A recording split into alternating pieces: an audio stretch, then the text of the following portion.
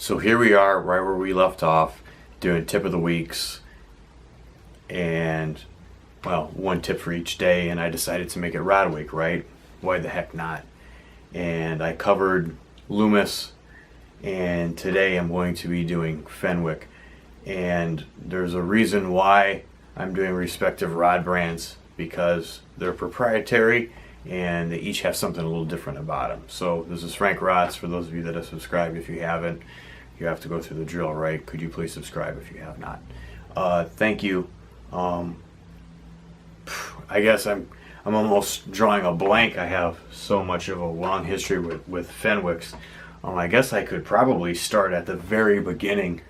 I guess these are almost in chronological order here. So what's the deal with Fenwick? Why are they so important? Rod wars, right? Hmx is better than St. Croix, or Fenwick is a cheaper version of those two for your main national brands.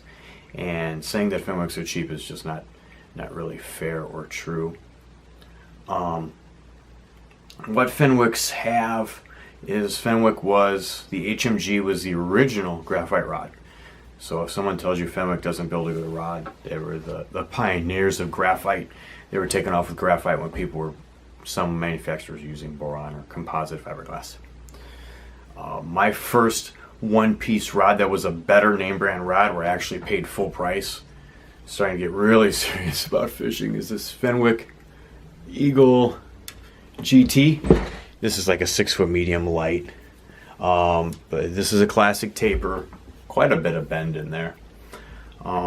Super light, comfortable rod to fish with. Of course, we're going back to the mid 2000s here, where twist lock reel seats were they stuck around from the mid 1990s. A lot of people, again, there could be a drawback there. A lot of reel seats aren't going to fit in there perfect, but I never really had any problems. I don't know, my father and I just always thought that was comfortable for some reason. Full cork grips, good quality cork. If you're a custom rod builder, you're going to look at that and say it's garbage, but it's cork and it'll hold up, and you can fill it or coat it later on if you need to. The thing about the Eagle GT was, again, it was the first rod I knew where you used a one piece and you got perfect placement.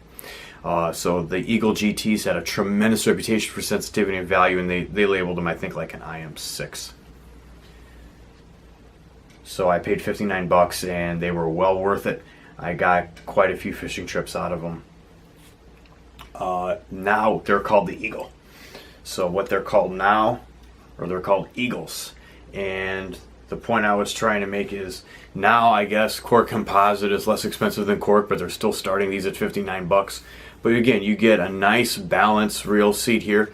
It's a stubbier kind of a twist lock with a longer handle, and that actually increases the balance point. You can fit a lot of different reels, probably from a 2000 to a 3000 on here. Pretty good from a lot of manufacturers. It's not the highest quality grip or cork, and it has a nice taper to it.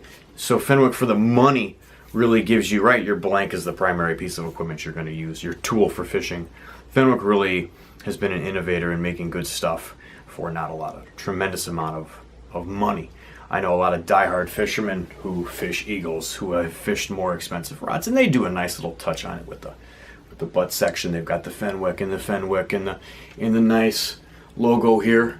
This is a 6.5 footer, just kind of a pretty nice rod overall. Nice paint on it. Stainless steel guides. Now, a lot of people are going to tell you stainless steel guides are no good. I had someone who was a custom rod builder who told me that bad heat dispersion. Well, the thicker the guide, the more heat dispersion you're going to get, and these are thin. So what does that mean? That means they're going to cast good overall. It doesn't have an insert. It's one piece. You may not like them for some reason. I can't see any reason why a stainless steel guide would not be good. They hold up to braid. They're not as good as Alps. I think the Alps get a little better casting, which is similar, but again, they're trying to focus on the blank and the value here. So this Eagle rod is pretty fast. They start at 59 bucks. They go to 69 pretty quick. It's pretty fast, but a little bit adhering to the tradition of having a versatile Fenwick tip rod. You absolutely can't go wrong on one of these. 18 years of selling fishing tackle can definitely testify to that. Or if you can find an Eagle GT on sale somewhere, go for that too. This one I picked up after the GT. It's called an HMX. So basically your HMX, this is a two-piece here. I'll break this bad boy down, kind of show you. Fenwick has always been, like I said, a pioneer in materials and balance and experimentation and bringing new and exciting rods to the scene. And you can see this is almost, it's a longer grip, but it's shorter in here. It's almost like something they'd have on a 5.5 foot, and it's rubber and it's tacky, and I thought this was cool. So this HMX traditional taper, it's a light action. First bass I ever caught a Senko on, 5-inch, I was throwing this. I didn't realize that you could fish a Senko on something heavier.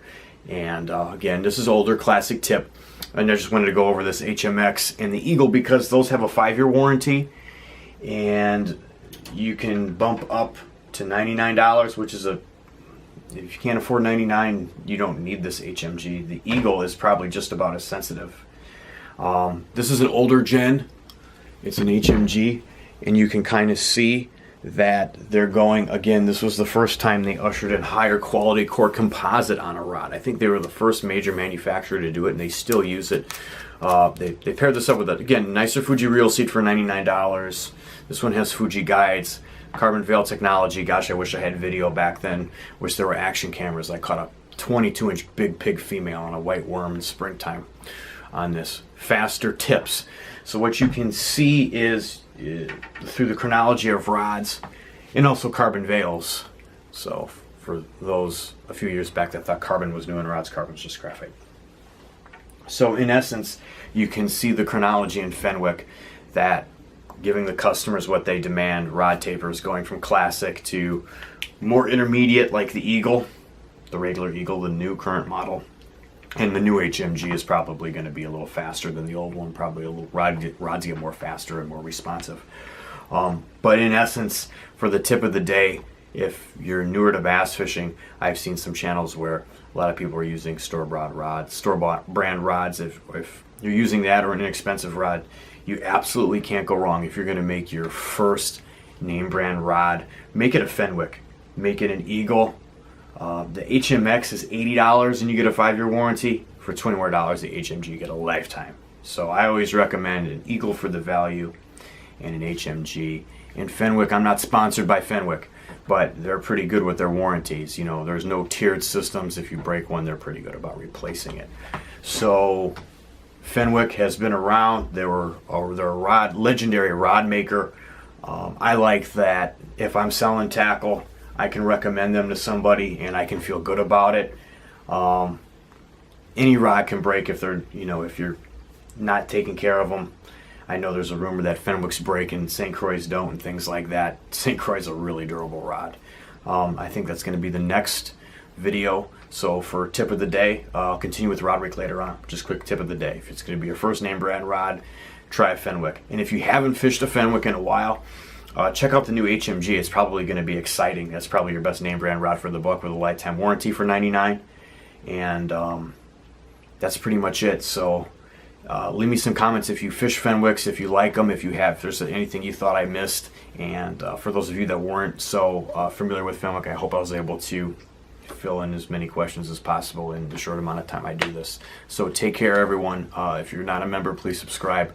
So next tip of the day is going to be rods for St. Croix. Maybe I'll throw something with lures in there now that we're heading towards fall. Take care. Thank you so much.